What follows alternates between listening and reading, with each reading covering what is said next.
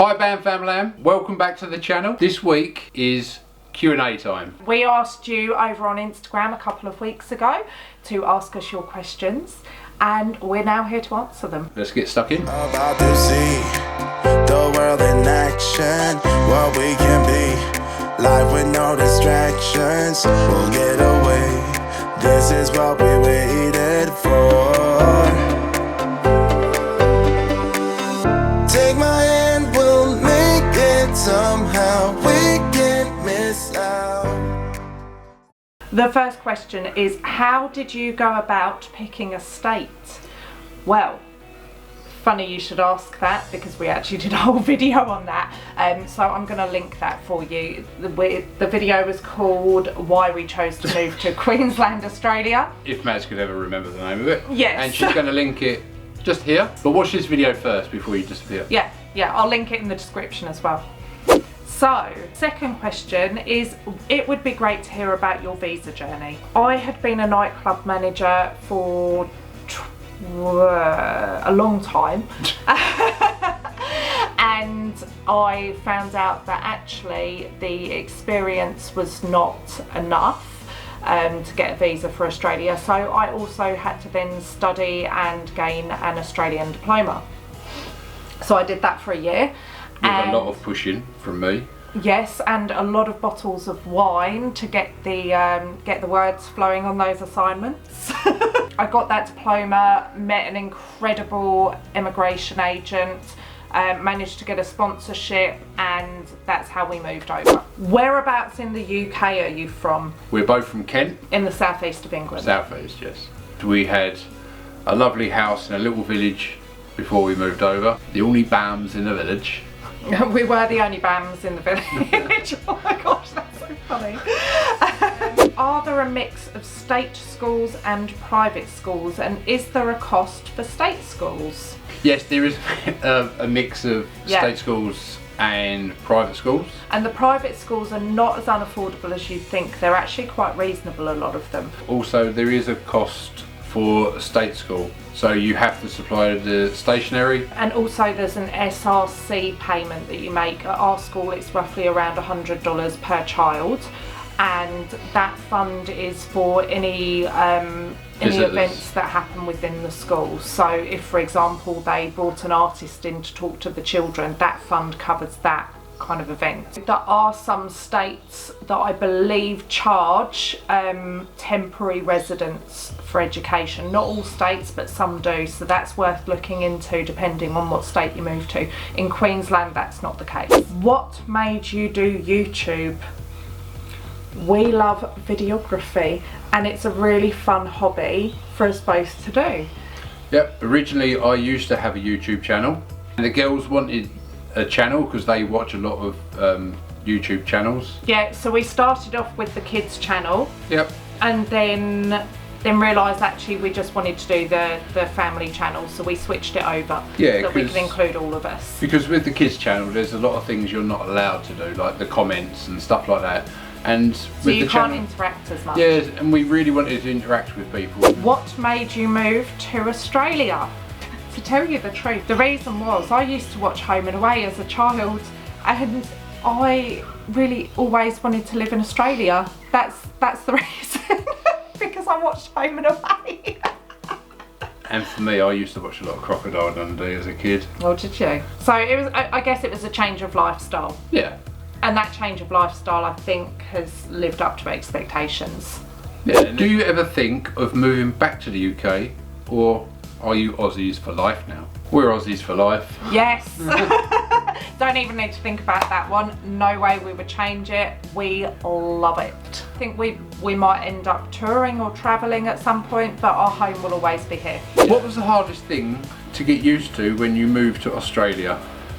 Everything closing at 8 o'clock in the evening.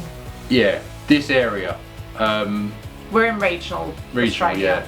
We're Sunshine Coast. Coming from central London and sort of neighbouring London. That's a shock to your system. Yeah, everything's always available whenever you want it. Delivery as well. You're not being able to get next day delivery on everything, or having to pay an extreme amount of money for it. Yeah. That takes a lot of getting used to. How did you sort out childcare, date nights, etc. when you first moved over to Australia? We had to hire some help. So it wasn't easy actually. So for childcare we had an au pair. That was the only way we could do it, because it was actually really rough, wasn't it? Because Yeah. our hours at work were not compatible with daycare centres. How did the kids adjust with new school, etc. when you first moved? Well, I tell you what, this is one of the questions that I get asked the most. So we get a lot of messages coming into our inbox, and the biggest concern seems to be kids adjusting when they arrive and having to leave their friends behind. So it was only Lily that was at school when we first moved, and Well, Ella and me were both in sort of nursery. they were 2 and 3 years old, so they were a little bit too little to really have worry an about issue. anything, yeah. Yeah, they didn't have a care in the world. Lily's always been pretty easygoing, and she just got on with it. Yeah. We'd told her that she had nothing to worry about, and therefore she had nothing to worry about. And she's fitted in really well. She's really happy. She's got some good girlfriends. She's formed a very good little social group. She's actually happy with being able to contact people on social media. FaceTime is amazing. Has family come out to see you since you have been there? Yes, they have.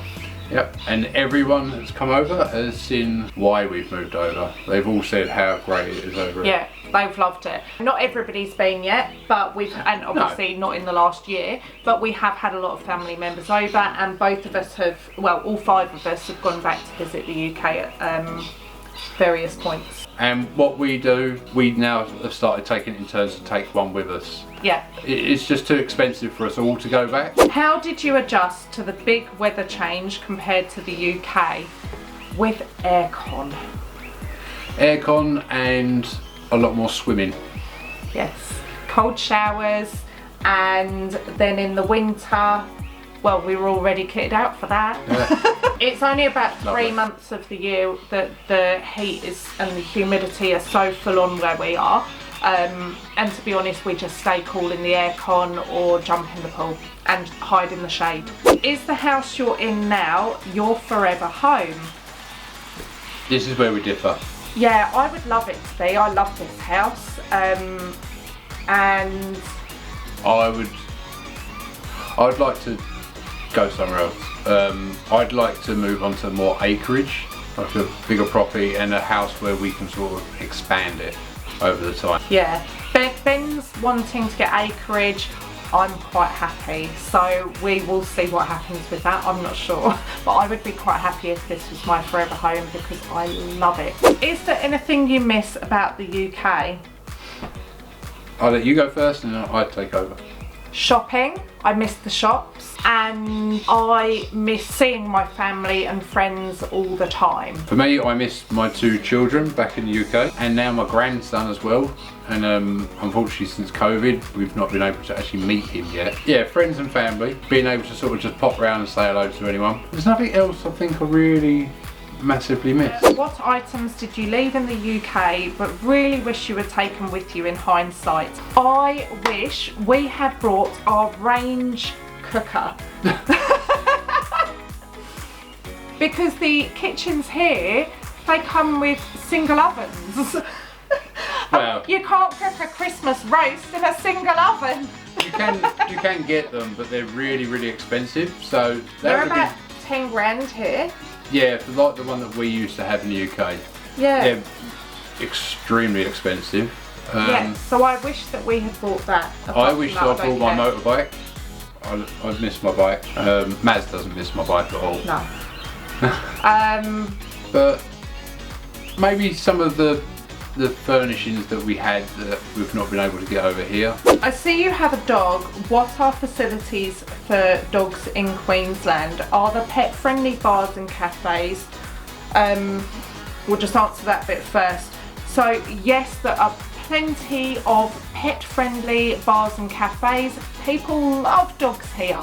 Yeah, they're really obsessed with them. I'd say they're right up there with the English, like how obsessed they are with their dogs. Dogs are welcome in many places. Yeah, like you'll walk past cafes and they'll have bowls out of water for the dogs. Yeah. And lots of parks and you, like where we are, you've got the dog beach and stuff like that. Right, there's a next part to this question. Can you walk them during the day, and is there anything to protect their paws on the hot walkways?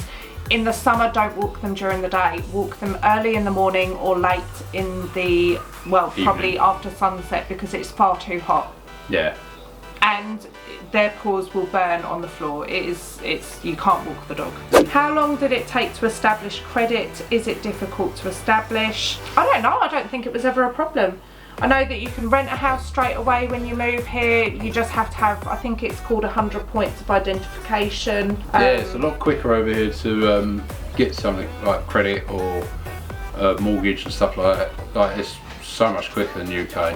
Yeah, I don't know that there's a problem with Even it, buying a house is a lot quicker. What is the expected monthly household bills and expenses? It's pretty much about the same as the UK, to be honest. I wouldn't say it was any different. I'd say that our electric bill's probably going to go down a lot now because we've got solar, Yeah. which helps a lot. But aside from that, we still pay everything the same as we did in the UK. The council tax is called council rates here, I think. Rates bill. Obviously you pay your electricity, water, gas in Queensland is not on the mains, you have to buy cans, so that's a bit different. But yeah, I would say everything's probably about the same price. The only thing that we've noticed a difference in price with is petrol. That is a lot cheaper here. Yeah. So currently petrol's about $1.27 per litre for unleaded. Please give us a like and also subscribe to the channel. I think that is all of the questions. If we've missed any, then we will probably just private message you. And we will see you next week.